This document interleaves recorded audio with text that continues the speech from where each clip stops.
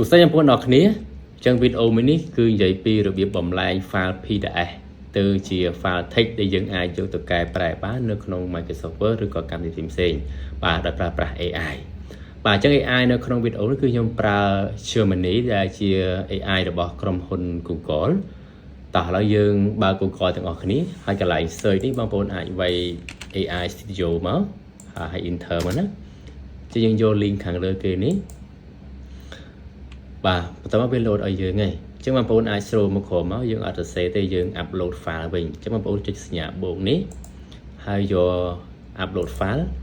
បាទហើយទៅរកទីតាំងដែលឯកសារបងប្អូនថតទៅមកអញ្ចឹងយកឯកសារមួយនេះហើយយើង open វាទៅបាទយើងអាចទៅមើលឯកសារបន្តិចបានអញ្ចឹងវាជា PDF ដែលមានពីរទំព័រណាបាទឥឡូវយើង upload ហើយអញ្ចឹងយើងសរសេរ from ដើម្បីឲ្យវាធ្វើការយើងតិចមកអញ្ចឹងខ្ញុំដាក់ថាបាទ extract text to me យ៉ាប់ហើយយើងចុច run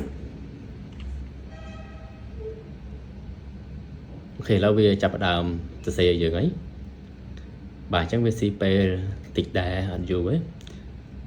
បាទឥឡូវហើយអញ្ចឹងបងប្អូនអាច copy ទៅដាក់ក្នុង Word គឺក៏ក្នុងកម្មវិធីណាដែលបងប្អូនចង់ប្រើបានអញ្ចឹងដើម្បី copy យើងមើលកន្លែង tray 3នេះហើយយកពាក្យថា copy បើក Word របស់យើងមកហើយចុច Ctrl V ដើម្បីផាសវា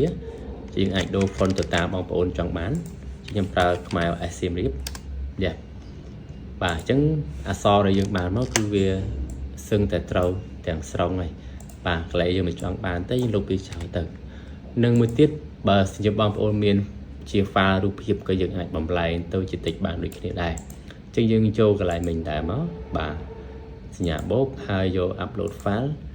បន្តមកទៅរកទីតាំងរូបដែលយើងចង់បំលែងហ្នឹងចូលទាមយកឯកសារមួយនេះបាទហើយយើង open វាទៅយ៉ាអញ្ចឹងវា upload ចូលបានដូចគ្នាអញ្ចឹងបន្តមកយើងសរសេរ script ដូចគ្នាមិញដែរបាទ extract text to me យ៉ាហើយយើង run មក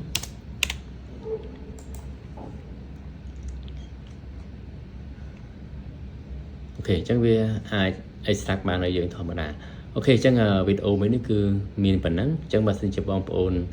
មានចម្ងល់ផ្សេងអាច comment ខាងក្រោមវីដេអូនេះបានអញ្ចឹងជាចុងក្រោយបងប្អូនអាចជួយ like និងជួយ share ម្នាក់មួយផងបាទសូមអរគុណ